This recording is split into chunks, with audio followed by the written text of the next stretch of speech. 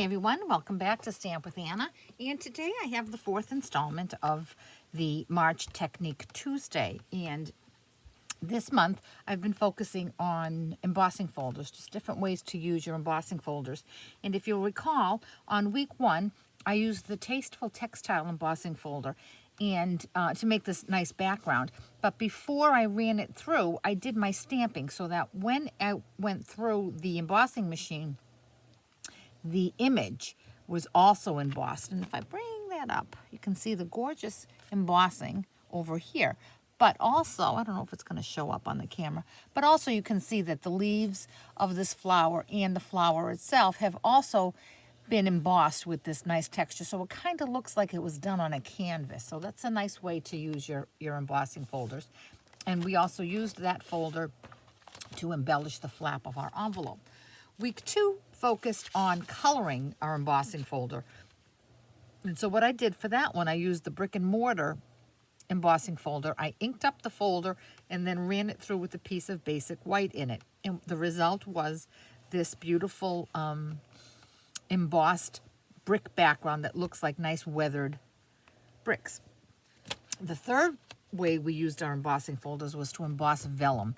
And that Stampin' Up's vellum is like a cardstock vellum, so it's a nice frosty, not too thick, definitely not too thin, perfect for embossing. And you can see how the image that's on the folder pops up, and it's like a white outline, but it's translucent enough that you can still see the green come through. So that's a nice way to add a little bit of texture, and it's perfect for this wedding card. What we're going to do today is we're going to do a partial emboss, and I'm using the embossing folder brick and mortar again, but instead of embossing my entire card front, I only want to emboss this strip here. And I'm going to show you a trick on how to do that. It's really not that difficult. So I'm going to emboss a piece of cardstock. It's basic white, and it is 3 3/4 by 5. Now, before I start embossing, with a pencil, I'm going to just draw a little tick mark on the top and the bottom, and that's just so that when I'm doing the process, I can see, I have an idea of where I want my embossing to start and to stop. So I'm going to bring in my Big Shot, and put that right there. And I have my Big Shot platform, and then I have my embossing folder.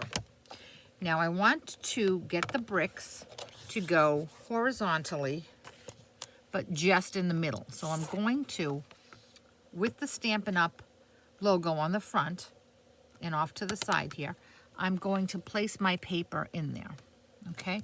So that when I run this through, my bricks are going to be going horizontally on the shorter part of my paper. Now, I'm going to turn my folder with the folded edge going in first. That's the safest way to run your folders through your embossing machine, especially the 3Ds. Now, when you're embossing, everything that's inside the sandwich, the plate, the folder with the paper, and the top part, everything that's included in here is where the pressure is going to be, and that is where the embossing is going to take place.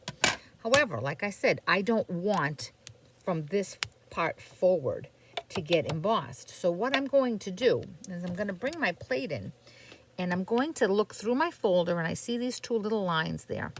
And I'm going to place my blue plate right along those lines so that when anything to the right of this, which is the platform and the embossing folder, goes through the machine, there's not going to be enough thickness in there, so the pressure's not going to be there to emboss this. The pressure will only be adequate when it gets to the blue plate. So what I'm going to do is I'm going to push this all the way over, and then I'm going to run it through. Now, I only want a small little space to be embossed, so when I run it through, and you can feel right there, that's where the plate is, I'm going to give it one crank and come out, okay? Now I'm going to run this back, and when I open this, I'm not going to move my my folder. When I open this, I can see Let me make sure that's in, yeah. I can see that my embossing starts here. I want it to go just a tad bit more, so I'm going to close my plate and turn it around. And although I told you that the best way to run your plate through your machine is with the seam here, the only way to do this process is to not do that. So again, I'm going to find my 2 little tick marks, and I'm going to run my plate right along those.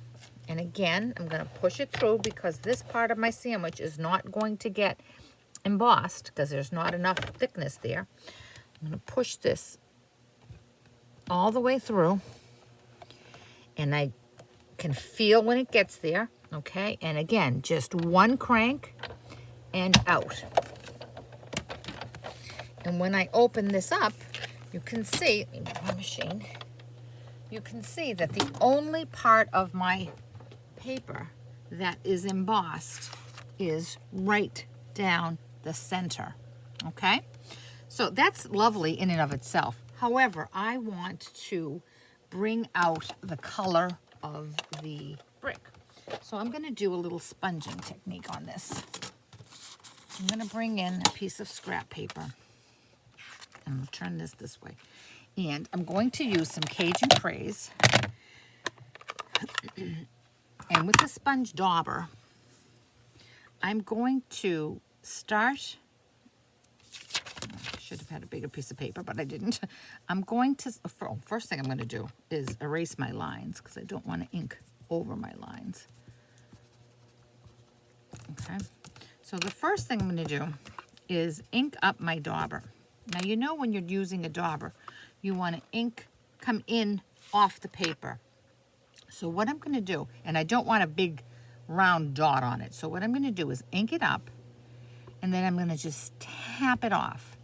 Now, I want to go from one end to the other without stopping so that when I have to pick up again in here, I can be in that same groove and I won't end up with a big blob there. So again, what I'm going to do is stamp up my dauber, tap off, and come in. And I'm just going to go all the way down from top to bottom. Okay? And then I'm going to do the same thing, and I'm going to come in for the center part of my brick. And once again, for the last part of my brick.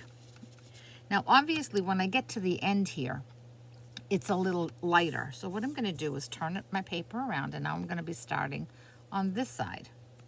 And so I'm going to ink up, stamp off, and come up. And again for the center, and again for the last side. And there we have a beautiful brick, partially embossed brick background. And that is actually what the technique is, but I thought I would put the card together for you anyway. So let me get this started. I'm going to mount this 3 3¾ by 5 piece of basic white onto a piece of old olive that is 3 7/8 by 5 1/8. Okay, and there's a very small border. And then I'm going to mount that onto a piece of Poppy Parade, which is cut at 4 1/4 by 11 and scored at 5 1/2. Let's just flip that over. Okay. Now there's my background. Nice little partial brick there. So what I did for my card is I used the sweet strawberry. I don't know if it's still a bundle. I know that that both of the products are still available, but I'm not sure if they're still a bundle. I used the sweet strawberry stamp set and the strawberry builder. And what I used in the stamp set obviously is the strawberry, the large leaf, the small leaf, and some of the sentiments. And this is a 2-step stamp. So I've already done my stamping, except for my strawberry. I thought I would show you how I did that strawberry. So here are my 2 leaves that I've already done. And now I'm gonna bring in my strawberry, and it is a photopolymer stamp set, so you do want your mat there. So I'm going to, with Poppy Parade, I'm going to first ink up my background stamp. Now, I've seen a lot of people do this, use this stamp set with 2 different colors, but I like to use the same color, and I just stamp off for the first one so that the second layer is a little lighter. So I'm gonna full strength ink up my background strawberry, and I'm gonna stamp off once, and then I'm gonna come in and stamp it, okay? Then I'm gonna come in with the detailed part, and I'm gonna ink that up in Poppy Parade, full strength, and then I'm gonna line this up. And because this is a photopolymer stamp set, I can see right through it. Of course, I do have my camera right in my way, so it might not be perfect.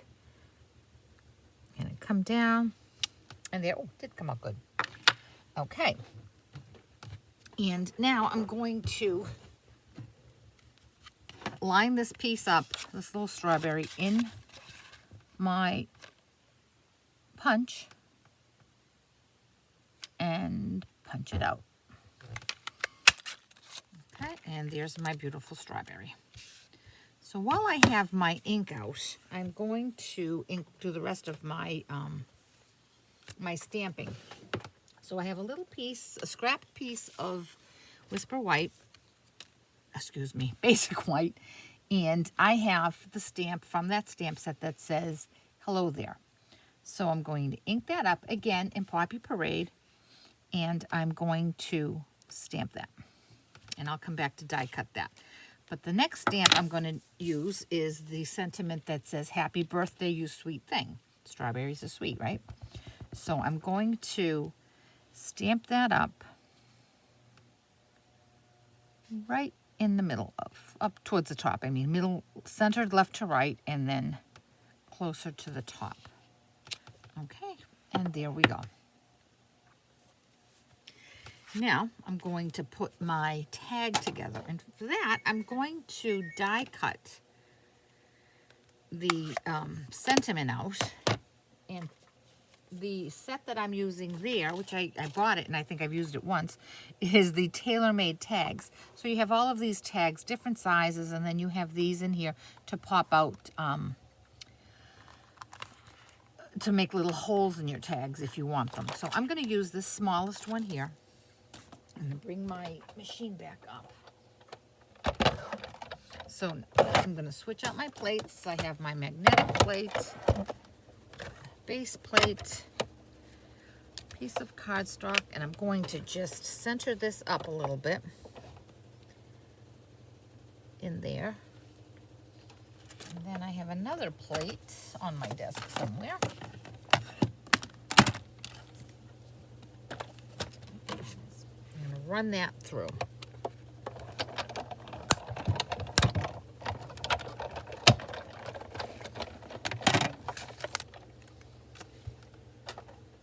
Now, I like to have my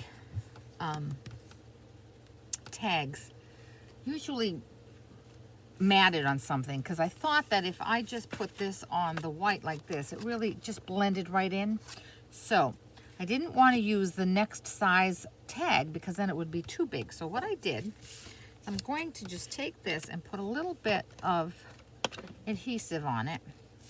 And I'm going to mat it on this little scrap I have of Daffodil Delight.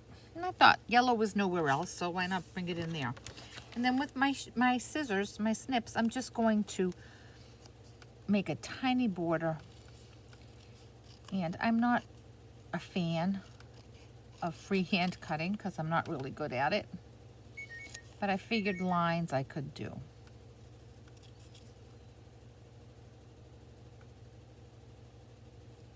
And there we go. I might just trim this little part a little more. All right, so there's my tag. And what I did was I had this old Daffodil Delight cotton ribbon. I'm going to put a little glue dot on it. And I'm going to put it right over there by the hole. All right. And now I'm going to put that on my card. I'm going to put it towards the top here. And again, when I have a wide border, what I like to do is take the edge of my label or my tag and let it come in the middle of this wide border so that it's just a little more dimension. So it's centered between that green, the tip of this green, old olive, and the edge of the card. So I'm just going to drop that right there. Okay. Now I'm going to put my strawberry together. And again, I'm going to use some glue dots. So I'm going to put some glue dots on my big leaf. And I'm going to put that, right about here. And then I'm going to take a glue dot and put it on the back of this smaller leaf, the widest part there. And I'm going to attach that to my strawberry. It's the stem of my strawberry. So I want to raise my strawberry up a little bit because I want to give it a little bit of dimension. So I'm going to bring in a couple mini glue dots. And I'm going to put, I think, 3 of them on my strawberry. Poke the backings off. And now I'm just going to put that right about here as well. Okay. I might just move my leaf up just a tad.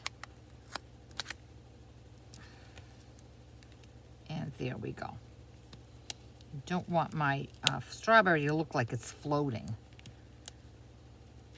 Okay. And then the last thing I have to do is just put the inside of the card.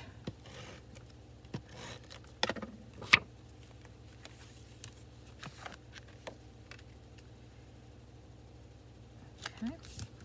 And there we go. It's another way to use your embossing folders. You don't have to emboss the whole piece of paper. You can just use some of it and emboss right in the middle or off to one side or the other side. I hope you enjoyed this project, and if you did, I'd love it if you'd give my video a thumbs up and possibly subscribe to my YouTube channel.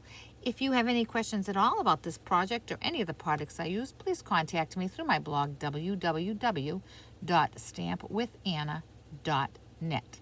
Thanks so much, and I'll catch you back here for one more embossing folder technique next week.